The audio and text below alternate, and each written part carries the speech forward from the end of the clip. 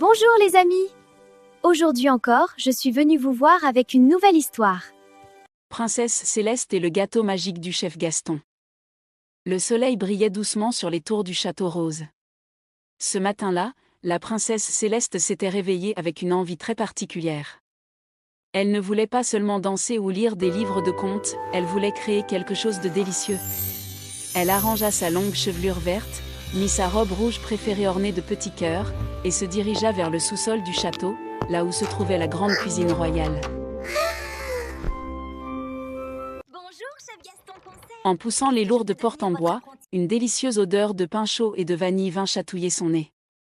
Le chef Gaston, avec sa grande toque blanche et sa moustache frisée, était déjà très occupé.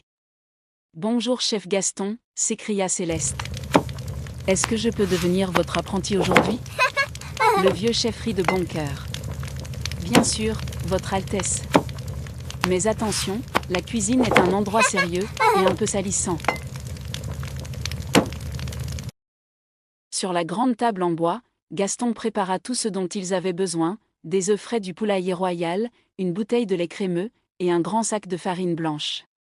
Céleste commença à mélanger la pâte avec un grand fouet. Elle y mettait tellement d'énergie que soudain... Pouf! Un nuage de farine s'envola et recouvrit la princesse. Oh là là! Je ressemble maintenant à une princesse des neiges, dit-elle en éclatant de rire.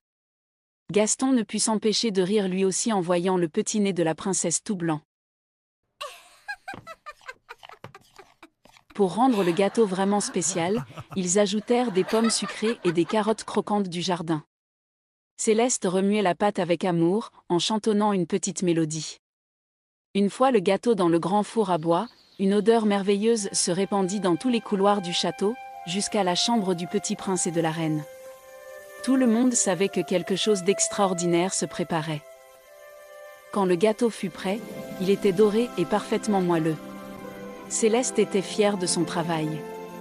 Elle comprit ce jour-là le plus grand secret de la cuisine, peu importe les ingrédients, le secret d'une recette réussie est toujours une grande pincée d'amour et beaucoup de sourires.